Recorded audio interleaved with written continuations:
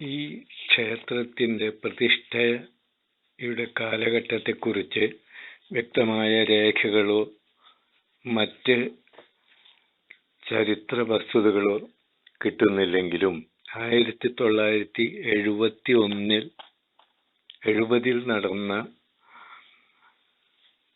നവീകരണ കലശത്തോടനുബന്ധിച്ച് ചേർന്ന് നടത്തിയ ജ്യോതിഷ ഗണിതത്തിൽ ഈ ക്ഷേത്രത്തിൻ്റെ പഴക്കം 5071 കലിദിനം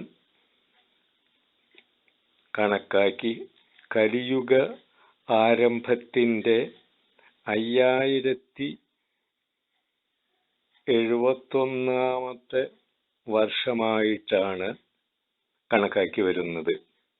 എന്നാൽ ഈ ക്ഷേത്രങ്ങൾ മുഴുവൻ ഈ 5071 കണക്കിൽപ്പെടും എങ്കിലും ഇവിടുത്തെ ക്ഷേത്രവും ക്ഷേത്രത്തിലെ പ്രതിഷ്ഠയും നടന്നിട്ടുള്ളത് 5071 മൂന്നിലൊന്ന് മാറ്റി 3550 എന്ന കാലഘട്ടത്തിലാണ് ഇവിടെ പ്രതിഷ്ഠ നടത്തിയിട്ടുള്ളത് എന്നാണ് ജ്യോത്സ്യന്മാർ അഭിപ്രായപ്പെട്ടിട്ടുള്ളത്.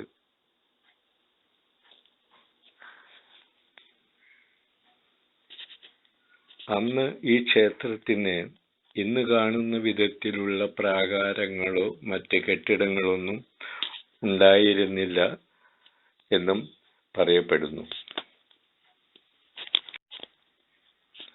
ഉദ്ദേശം 200 കൊല്ലം പഴക്കം വരുന്ന കാലഘട്ടമായ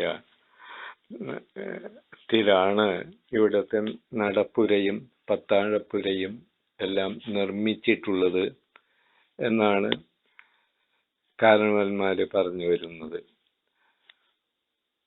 അത് ഗവൺമെന്റിന്റെ വനത്തിൽ നിന്ന് മരം സൗജന്യമായി കൊടുക്കുകയും അതുവഴിയാണ് ഇത്തരം മറ്റ് ക്ഷേത്ര സമുച്ചയങ്ങൾ പണിതിട്ടുള്ളതും എന്ന് കഴിഞ്ഞ 1-2 തലമുറക്കാർ പറയുകയുണ്ടായിട്ടുണ്ട്. വെളിയത്താശാൻ എന്ന് പറയുന്ന ഒരു മോടിക്കാരനാണ് അത് പണി തീർത്ത് കഴിച്ചിട്ടുള്ളത് എന്നും പറയുന്നു.